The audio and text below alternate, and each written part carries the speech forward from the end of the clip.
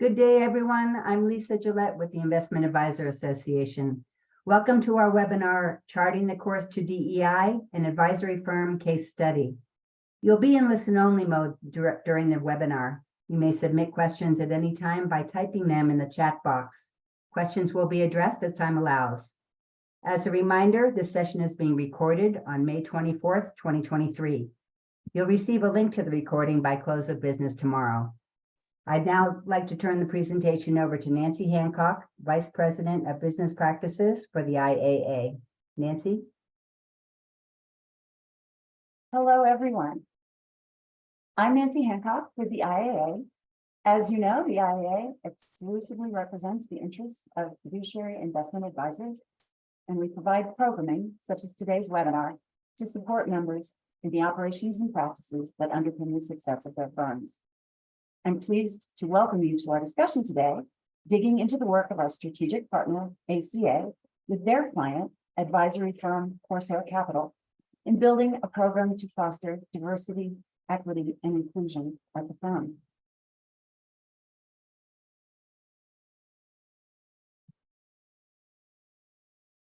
Oops. And now I'm trying, bear with me while I find my screen sharing capability once again. There we go.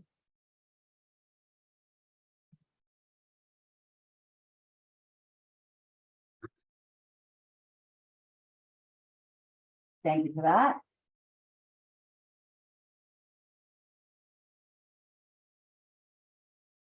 So our agenda over the next hour, we'll be talking about Corsair's DEI journey to date and the path ahead and how they built their strategy and have implemented some of the components, few lessons learned, and here's some practical advice that we hope will help you as you contemplate or do this work within your firms. We also have just a couple of polling questions to give us a sense of where you and your firm are with respect to DEI. We'll reserve some time at the end of the hour for questions and answers, but if you wish to pose questions in the meantime, please put those in the chat. So let's get to the introductions. First of all, we have Peyun Kok. She's a director at ACA's ESG Advisory Services Group and is the technical lead on all social focused work undertaken by the ESG team, including DEI program development. Peyun, can you tell us a little bit about ACA and your work, and then introduce Amy? Absolutely. Thank you, Nancy. And hello, everyone. I'm very pleased to be part of this discussion today. So to tell you a bit more about ACA, we are a governance, risk, and compliance advisory firm serving the financial services industry. So I'm sure that we work with a number of you in the audience in some capacity. We provide a suite of different solutions to the industry, ranging from regulatory compliance to cybersecurity. And at the beginning of 2021, we launched an ESG advisory in response to demand we were seeing from our client base, and also in response to the direction that we saw ESG going from being sort of more of a niche concern to becoming a more commonplace compliance issue. So our team provides a range of different services to investment managers, often serving as a long-term ESG partner and advisor to help firms build their programs from scratch as needed, or to help evolve and mature ESG programs over time in response to emerging regulatory requirements, LP expectations, or to align with voluntary frameworks like the PRI. We also assist firms with their DE&I program development and maturation. And as mentioned by Nancy, it's typically me that would lead on such engagements as our BU's technical lead on social aspects of ESG. And we're working currently with Corsair on both fronts, both to progress their ESG or responsible investment program, as well as on their firm level DE&I program. And we've been working together for, I'd say, I think 9 to 10 months now. So I'd now like to introduce Amy Knapp, who's a partner, as well as the COO and CFO at Corsair Capital. She co-leads Corsair's ESG and DE&I initiatives, and she also serves as an investment committee member for the firm's buyouts and infrastructure businesses. And she's been with Corsair since 2001. So I'll now turn it over to Amy to give us a bit more background on Corsair. Thanks, Peyun, and thanks, Nancy, for inviting us to speak with you here today. As Peyun said, Corsair, I've been with the firm for 23 of its 31 years of existence. The first several years, I joined Corsair in 2001, and we spun out from JP Morgan in 2006. At the time, we were 9 people, 1 office in New York, and 1 billion under management. And fast forward to 2023, we have 2 products. Our sort of flagship product, where we're raising our 6th buyouts fund, and we have 5 billion under management there. And then we have an infrastructure business, which is newer, and we have about 5 billion there as well. So the journey's been from 1 to 10 billion, from 9 employees to about 60, with a fairly large group of operating partners around us to support our work. And we have an office in New York and in London now. And we have a couple individuals who sit in Europe as sort of independent contractors. Our portfolio has grown quite a bit as well. And so I would just, I guess, like to make it clear that for us, DE&I is something that has been near and dear to our hearts since, back in the day when we were at JP Morgan. We'll probably talk about this more a little later, but Corsair is a diverse owned and diverse led private equity and investment management firm. The other thing I would note is that we have very much looked historically at DE&I through the lens of a broader ESG program. And we'll come on to the timeline in a little bit, but through our work with ACA, which we started just about a year ago, it's been wonderful to really double click on the DE&I aspect of ESG. And we've made a lot of progress, which we'll talk about as well. Super.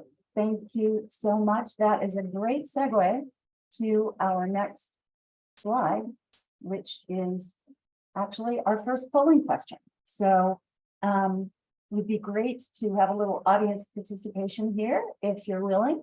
And the question is, which of these best describes your firm's status with respect to diversity, equity, and inclusion? You can pick from as many of the choices offered as you would like. So just tell us a little bit about what your status is.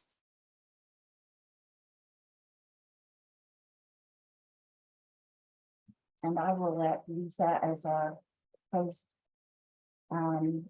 decide how long to give you to make your replies. It looks like everybody is somewhere, which is certainly gratifying, and have at least begun to think about it, if not implemented some early initiatives. And some folks seem to be quite far along the continuum. So that is great to know, and thank you. And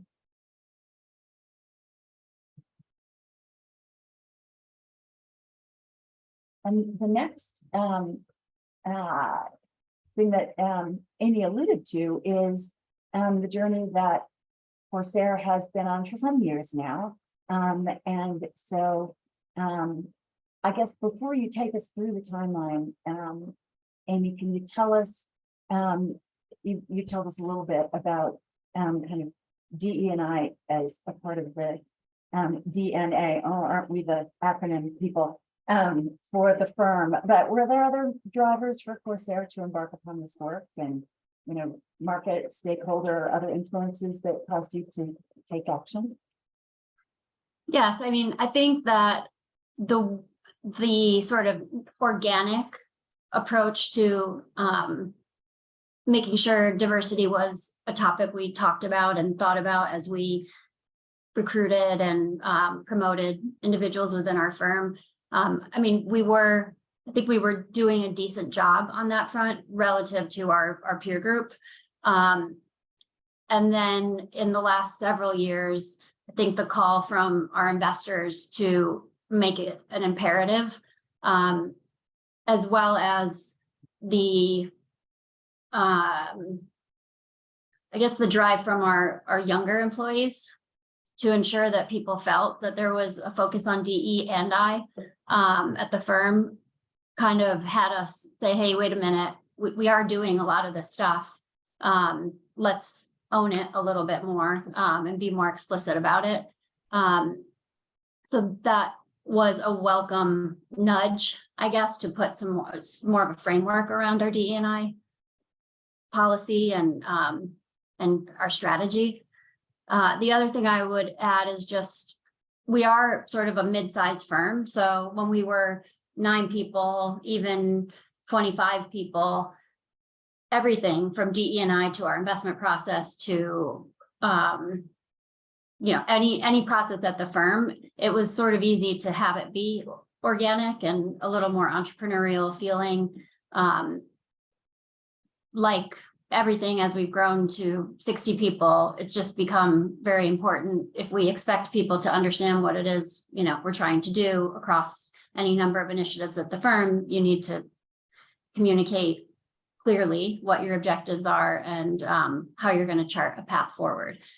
So it was important to us that these weren't just beliefs held at the senior level, and we didn't just rely on look at the boxes on our sort of org chart and you'll see how we feel.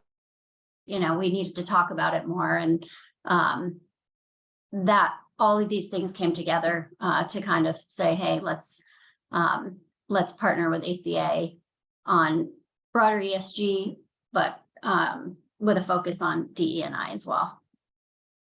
That's great. Thank you. So take us back to 2019, where your timeline starts, and can you kind of walk us through the pieces of that up to the point where you teamed up with ACA? Sure. So as it relates to ESG, we have a very diverse investor base. When I say diverse, I mean geographically diverse. So we're based in New York, always have been, is where our headquarters is, but our investor base is mostly non-North American, just because of how we grew up at JP Morgan and started raising capital through their private bank. So we have had lots of different stakeholders who themselves, whether it's European LPs or American LPs, or even Scandinavian LPs, we're all somewhere in unique in the journey on ESG and DE&I. I guess I would distinguish between sort of firm focused DE&I and portfolio company DE&I. And we've sort of charted a path along both of those categories. We started focusing initially on ESG and DE&I as it relates to our portfolio companies and their management teams and their board constructs. And I think we're lucky in private equity that there are a lot of great third-party service providers around the industry who specialize in various sort of functional area expertise. And in 2019, we heard about this firm Malk that cropped up and was doing investment, helping partner with private equity firms to do investment diligence. So we started folding Malk and their ESG diligence process into our investment due diligence process on the private equity and infrastructure side. And, that was helpful. And I would say, as I go through all of this, it's just sort of, I think about it as puzzle pieces that create sort of what is ESG, what do ESG and DE&I mean at Corsair? And all of these vendors have been able to help us formulate our own vision and our own policies. So it's not that they're coming in and doing it and you're just kind of letting them run with it. It's very much been, conversations with Corsair. And it's been really helpful because we have not had historically, nor do we have now, any full-time employees focused on DE&I or ESG for that matter. So it's been a bunch of us sort of stealing time from our other job, you know, CFO, COO in my case, IR in my partner Laura Hill's case. Our CEO is focused on all of these initiatives, and our investment teams are as well. So it's just been good to have sort of a forcing function from the third-party vendor perspective to help us create a strategy, help us benchmark against our peers, because it can be pretty intimidating when you're first starting out on trying to be more explicit about these issues. I mean, it does feel like boiling an ocean, and where do you start? And so it's just, you know, working with Malk and some of these and ACA more recently, it just kind of helps you get really clear, get alignment internally, get really clear on what your priorities are, and be realistic about what's achievable by when. We then got introduced to some organizations that really foster improvement along a number of different sort of veins, and I can talk a little bit more about that for firms like Corsair, and that began with getting an introduction to NAIC, which is the largest network of diverse owned private equity firms. That was a wonderful introduction for a lot of reasons, but they introduced us to SEO and Toigo, and a couple other industry organizations that have helped support our path as well. In 2021, we started saying, okay, we've talked a lot about this. We've said it's important, but how do we take it to the next level? We need data. We need to start collecting data. Let's start with the portfolio companies. Let's agree what our priorities are for them.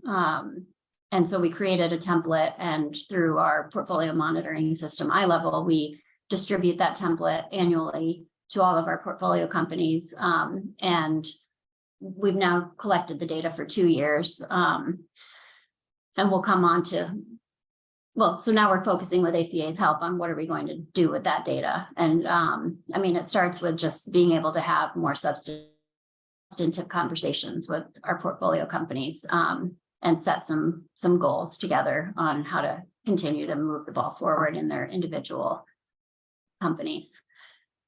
2022, Peyun and Corsair, a group of us, started working together, and we've made a ton of progress on DE&I specifically. I'm really proud of it and happy about it. It seems like it's been this sort of slow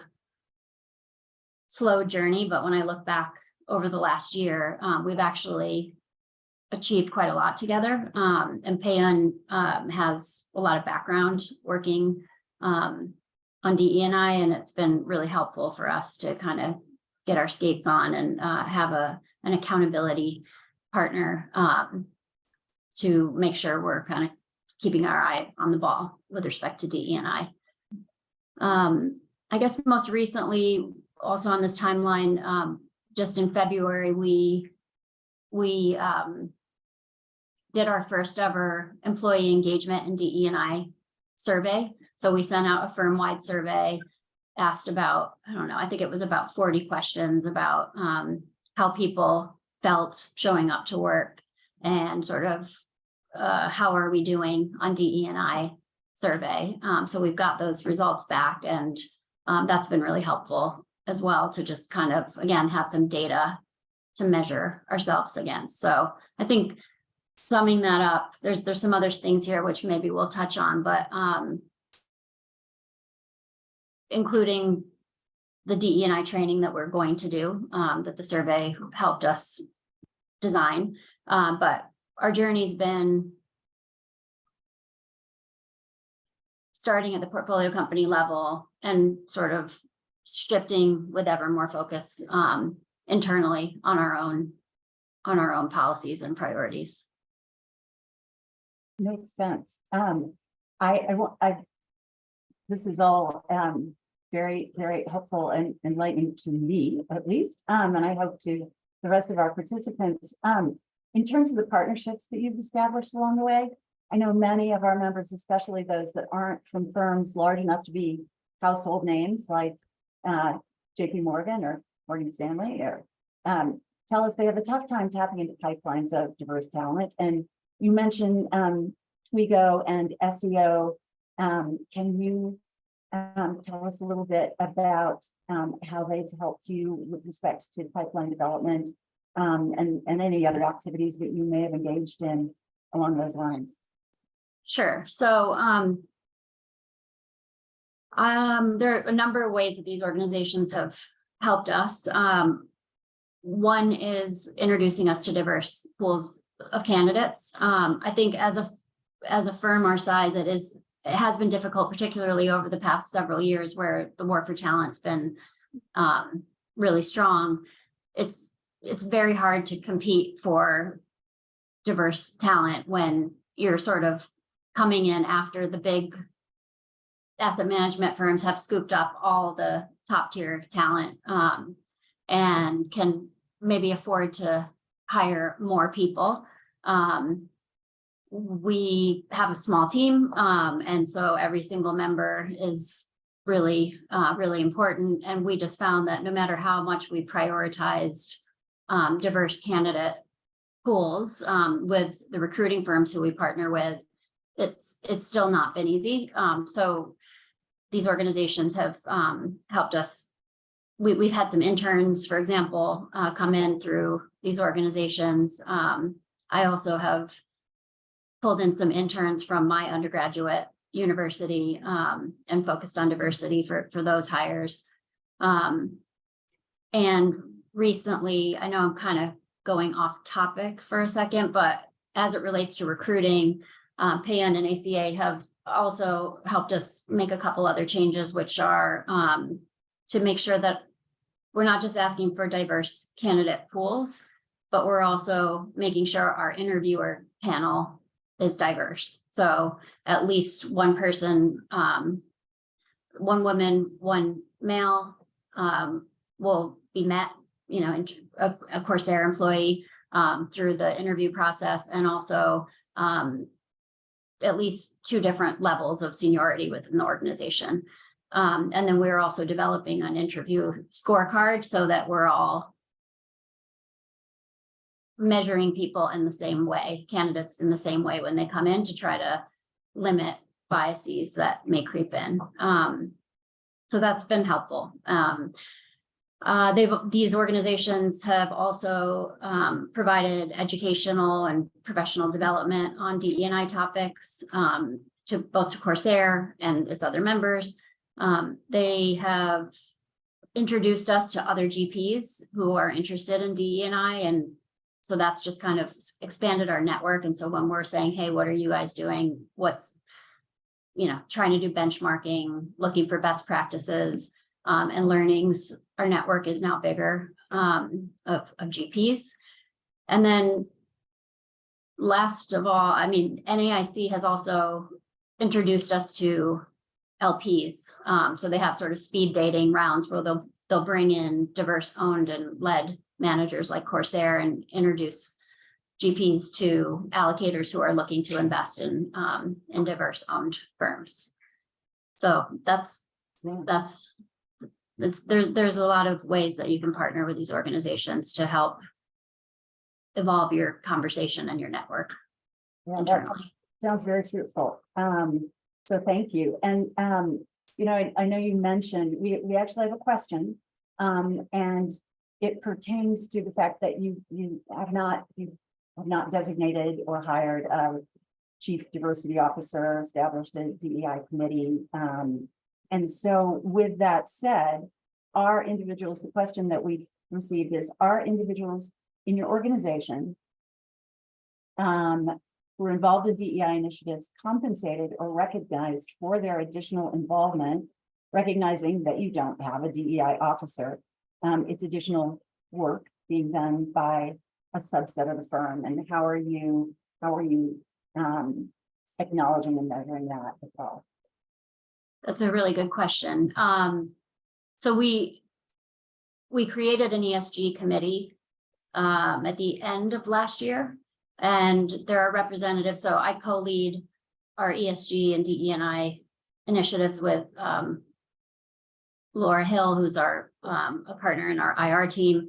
And then we've got individuals on the ESG committee at every sort of seniority level at the firm and from every functional area in the firm, so that there's broad and deep representation, so we can sort of get everybody's voice to the table, and really have asked the members of the ESG committee, not just for their thoughts and opinions, but we've asked them to be champions in their teams for the initiatives that we've prioritized.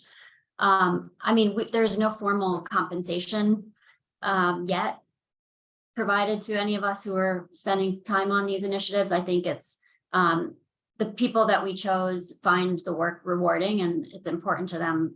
So there's sort of a payback in that way. And I think it does just increase their visibility within the firm. And that's also good for their career development. But yeah, no, and we do speak a lot, you know, and our CEO, from our CEO to me to others at the firm, we talk a lot about the ESG committee and what we've achieved.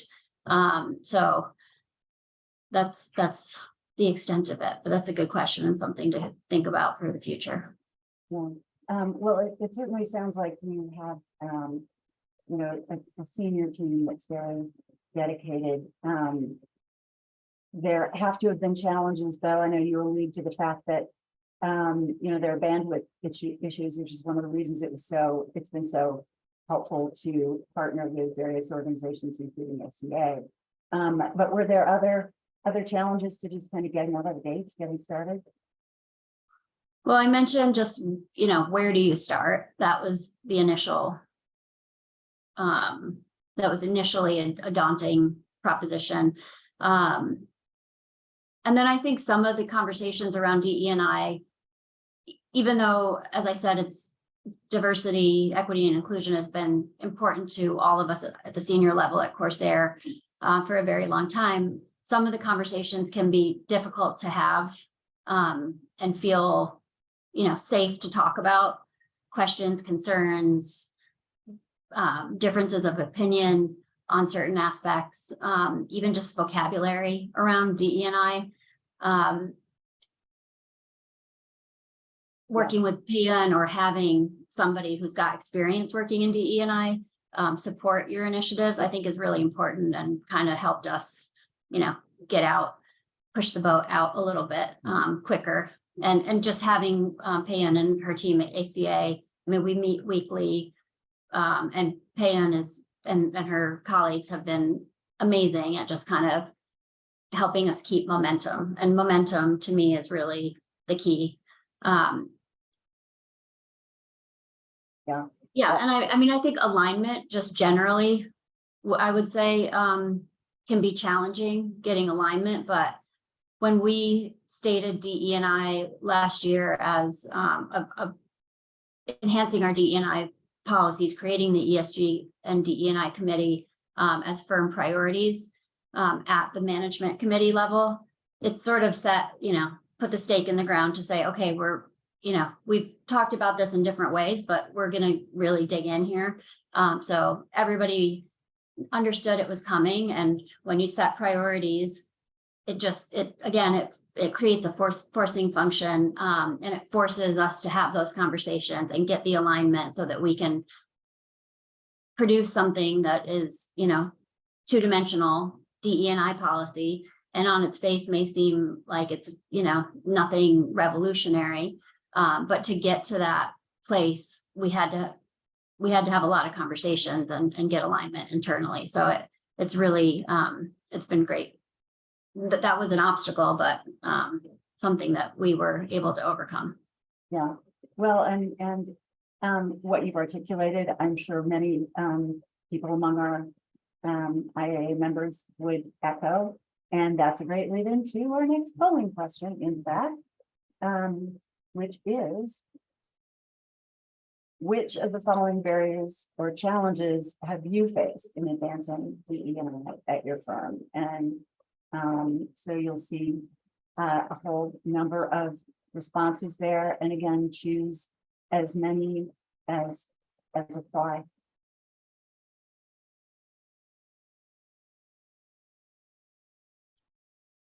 Background music here.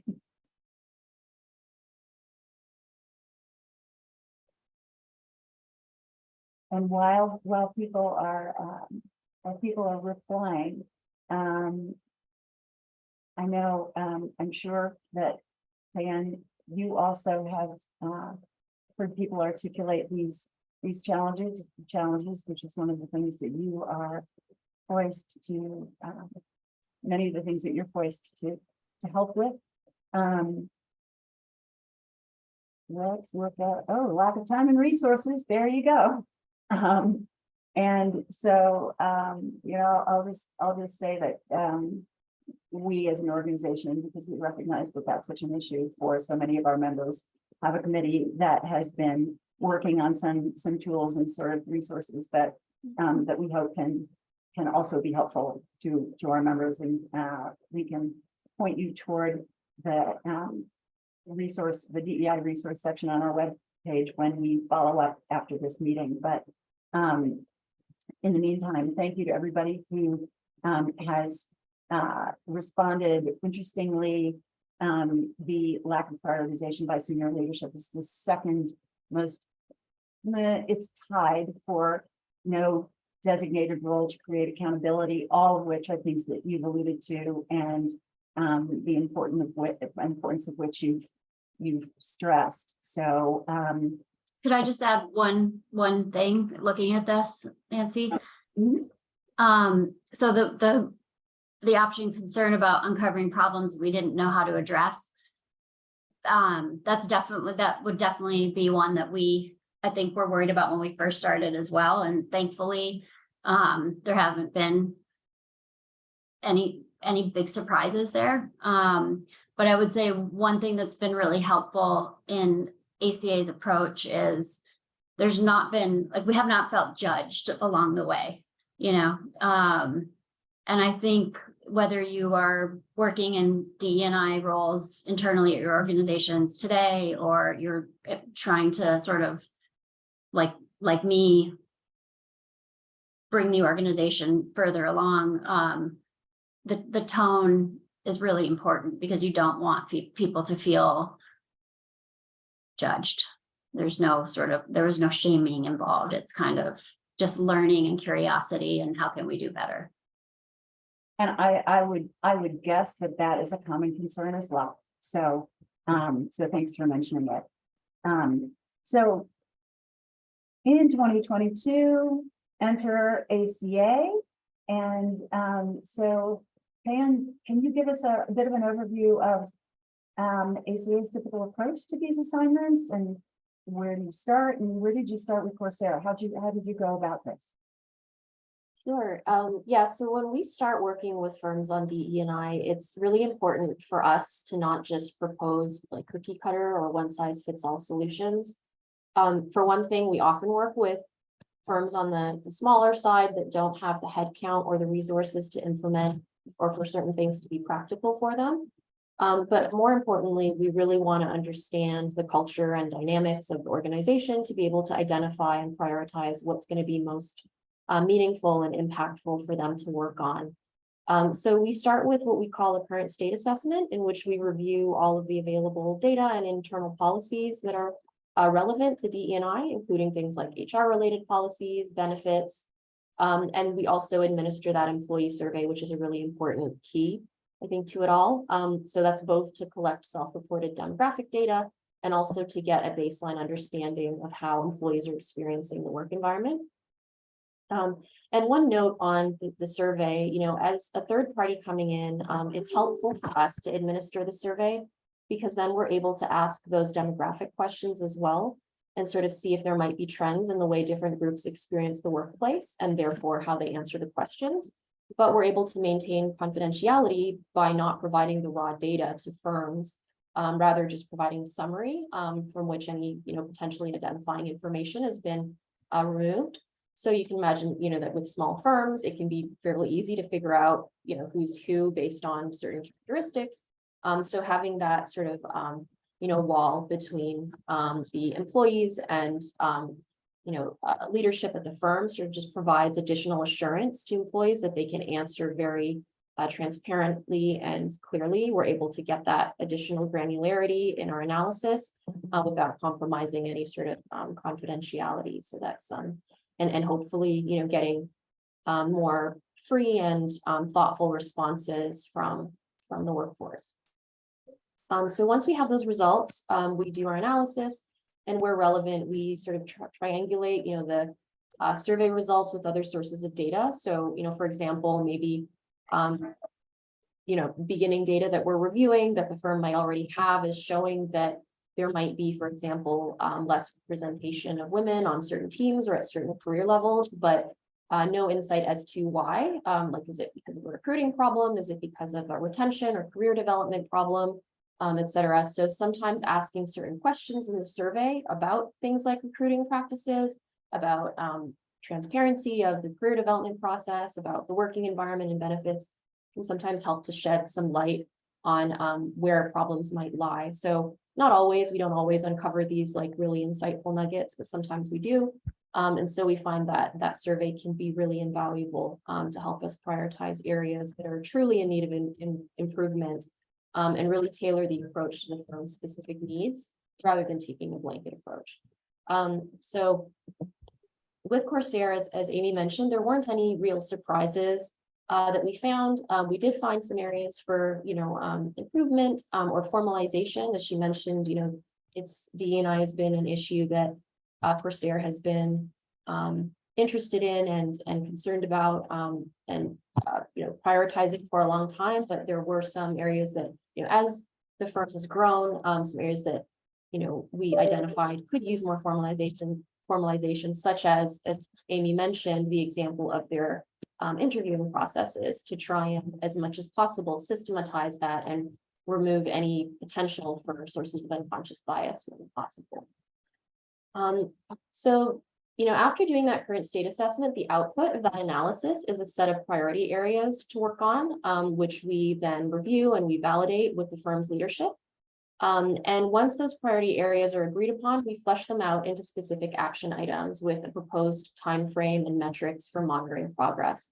So you'll see here on this slide, it's a high-level summary of what we ended up with for Corsair's go-forward DE&I strategy. We have these 5 priority areas to work on. And each of them has specific action items for implementation over the next couple of years.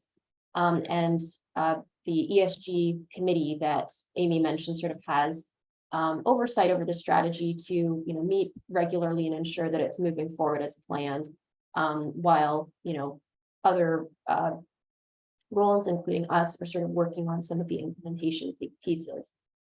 So you'll see that the components of the strategy that we ended up with are awareness and education. So you would have seen on the timeline that one of the near-term priorities to implement later this year is a training session for everyone at the firm to sort of improve awareness, understanding, get everyone on the same page about what DE&I means for Corsair and what they are aiming for with this DE&I strategy, and also introducing some sort of skills and vocabulary to be able to have discussions around DE&I and be more comfortable around that.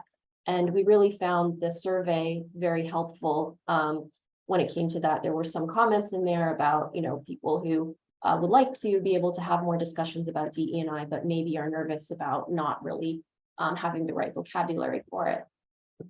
And then, another part of the strategy is engagement with the portfolio companies where, Corsair was already actively working on that, as Amy mentioned, but sort of moving that along. And the next steps are really sort of figuring out what to do with that data and whether or not that data can be used to prioritize specific engagement with the portfolio on DE&I objectives.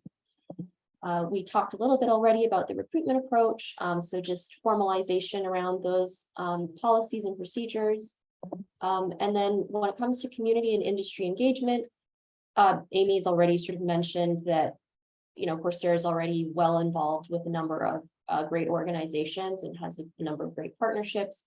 So just further exploring some of that. And one of the priorities that sort of came through from the survey was there were some members of the team that were interested in being more involved in some of those partnerships. So seeing if there are any opportunities there. And then finally, for any kind of strategy, always important to track and monitor to make sure that progress is being made and to understand progress over time. So continuing to administer that DE&I survey annually after we've set the baseline this year to sort of see how things are going and how things change as these different initiatives are rolled out. Thank you for taking us through that. And I'll just remind everyone, as I said, we have time for questions at the end, but if you have any questions as we're going along, we're happy to take those as well. So this is a lot, and certainly I would imagine that there have been some learnings both from your internal and external stakeholders. What challenges, what benefits have you seen? What has the response been so far? And Amy, I guess I'll start with you. How's it going, and what have you learned? Well, I'd say it's going really well. Everything that Peyun and I've talked about have just helped us have more meaningful conversations, I think, and more comfortable conversations. And so before, let's rewind even a year and a half ago, I could sit and I could make an observation about the firm or a given team and their recruiting practices, but I couldn't bring data to the observation to engage in a more meaningful conversation. Today I can do that, and that's it's just making. I know that the momentum is just going to continue to increase because credibility, right? It's like, no, I can prove it.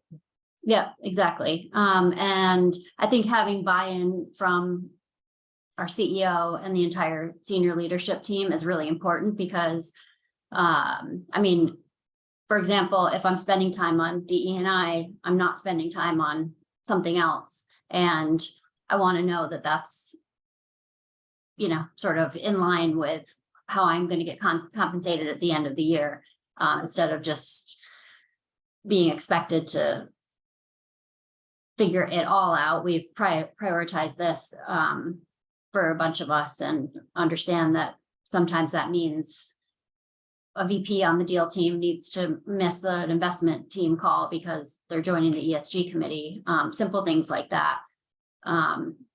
Again, it feels like our DE&I vision and policy is more deeply rooted in the organization now, and there are more people pushing it forward than there were a year ago.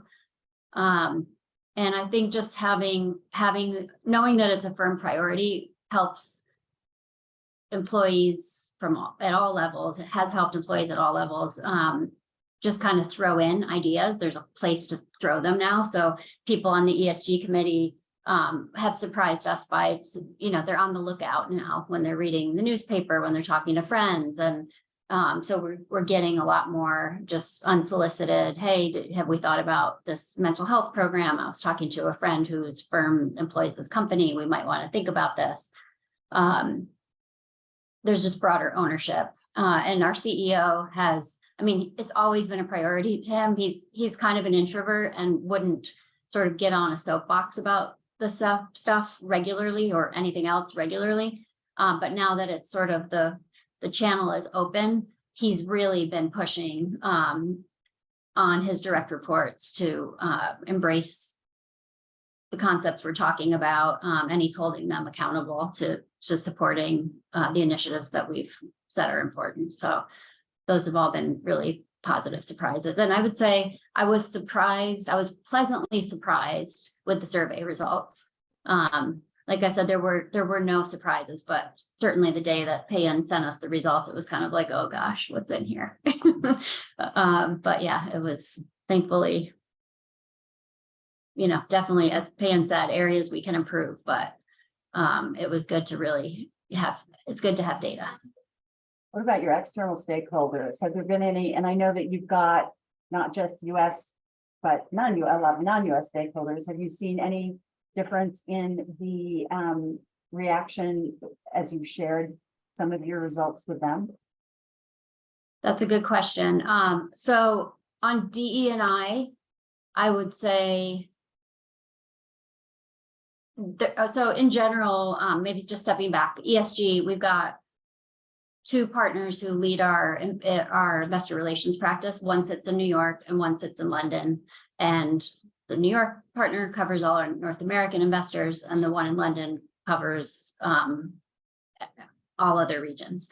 And because I'd say we feel like we're where we need to be relative to our peers in North America on DE&I and ESG. Outside of North America, particularly on environmental issues, less so on DE&I, I would say, but sometimes things come up. There may be LPs who are sort of expecting us to be a little bit further ahead, which has our partner in London kind of saying, let's go, we faster, it's not enough. So that's another good impetus to kind of keep the momentum going. We have also found it helpful to speak with our investors who we know are sort of on the edge of all these issues. So we have an investor in Scandinavia that has given us, we report in, and it's sort of like, here's all the things that we're doing. And, she'll kind of say, that's great. Have you thought about, and there's always, a handful of concepts that we hadn't really thought about. So, have you thought about recently, have you thought about linking compensation for your management teams of your portfolio companies to DE&I and ESG initiatives? So do they have KPIs that actually impact their comp related to these initiatives versus just having conversations and trying to move the ball forward? So different stakeholders we got earlier, right? It's just, yeah. So no, that's constructive, right? And so that's great. And anything to add? Just that, from my experience working with, a number of firms, Corsair really was starting with the advantage of having a highly engaged leadership team that truly cares about sort of leaning into the topic of DE&I and understanding the issues so that they can create a really kind of meaningful and genuine approach that makes sense for them.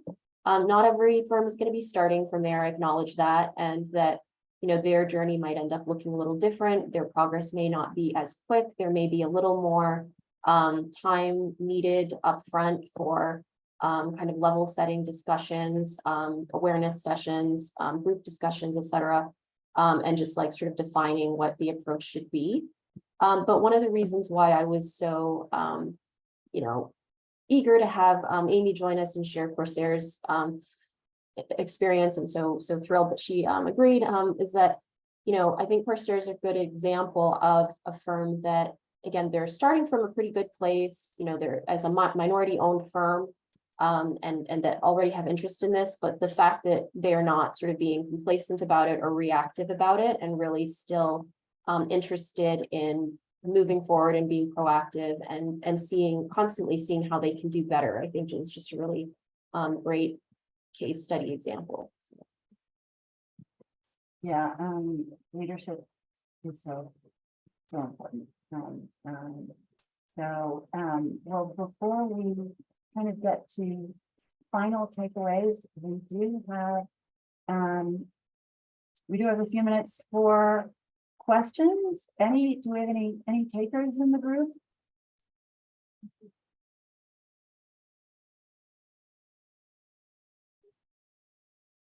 Well, I'll give that a few seconds, but I'll also remind you that we'll put our contact information in the follow-up when we share the link to the recorded webinar as well. And we'll be very, very happy for you to share that within your own teams and firms. So, it's always good to kind of have a, okay, what is the biggest takeaway, the 1, 2, 3 max, most important things that you'd like to leave with the group today. Amy, what are your thoughts? I see one question first came in. What firm-wide trainings have you done? Oh, I missed it. Oh, good. That just came in. Excellent. So we are designing our first DE&I specific firm-wide training program now. We issued the survey in February. We've got the findings. We are socializing the findings now with our ESG committee and our management committee. And then as well as the DE&I training agenda. And then once that's all sort of, we're aligned on all of that, we'll hold it. But Peyun, maybe you can talk a little bit about the trainings because I know you've done them at other firms. Sure. Yeah. Usually to start off, we begin with, pretty basic concepts to explain really clearly what DE&I are. There can be a lot of misconceptions, especially around E, but also around D and just the way people use the term diversity. So we talk about all of that. We talk about why it's so important to incorporate the E and the I into the strategy to really be able to maintain a situation of diversity once it's achieved in a firm. And then we also go into some discussion around unconscious bias and examples of how it manifests itself it can manifest itself in workplace situations. And we just talk a little bit about also the psychology of unconscious bias, because I think it's really important to acknowledge that it's not anything to be ashamed of, because it's just part of being a human being and having a human's brain. And once there's the ability to acknowledge that, then we're able to be open to discussions around things like maybe making adjustments to recruitment and interviewing policies without feeling defensive about it. So that's sort of where we tend to start. And then later on in subsequent trainings, we might go into a little more detail on things like inclusive leadership, cultural competency, et cetera. But the topics I mentioned are typically what we would cover in initial training. That is sounds very sound to me, and certainly what Amy alluded to in terms of the no shaming. It's just that we need to bring everybody to the table, and shaming and blaming is not going to do it. So Yeah. that's super helpful. And we do have another question. How have discussions gone with firms who are hesitant to shake up their customer base? As an example, an RIA addressing DEI with IARs. Everybody, yeah, registered with their firm, too much based on the possible financial impact. I'm not 100% sure that I know. Well, I mean, I don't know if that question is focused on the fact that there are opinions out there that focusing on ESG and DE&I could negatively impact returns. And then there are investors who have said like they will not invest if a firm, I don't know, there's some states that we have that are talking about not investing with firms who prioritize ESG initiatives. I don't know. I mean, that's not been our story. Like we don't believe that the focus that we put on it is compromising returns. We think that having a diverse team helps at the portfolio company level drive the growth that we're looking to see and help them achieve, and same internally. And we don't have an ESG focused investment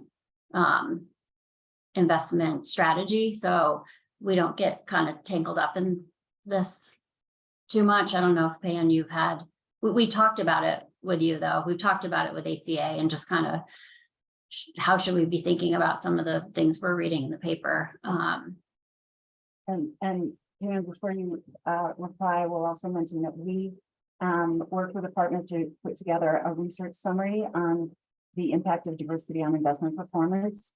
And it's got lots of data, lots of studies, and it's a great proof point to say, actually, diverse investment teams, diversity is an improvement, creates improvement, or is at worst neutral, but in many, many cases has been shown to be highly beneficial. And so that study is also available on our website. So sorry to interrupt, but Pam, any thoughts?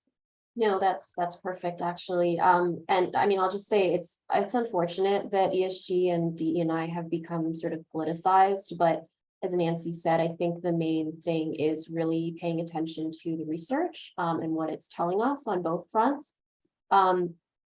The different sort of laws from state to state vary a little in both what they're opposing and what they're trying to oppose. And the rules around that, but in general, as long as things are couched in the framework of being beneficial for investment returns, rather than being value judgments, then then we're generally okay. It's more the value judgments based on just sort of like opinions or politics that tend to really get folks into trouble with these laws.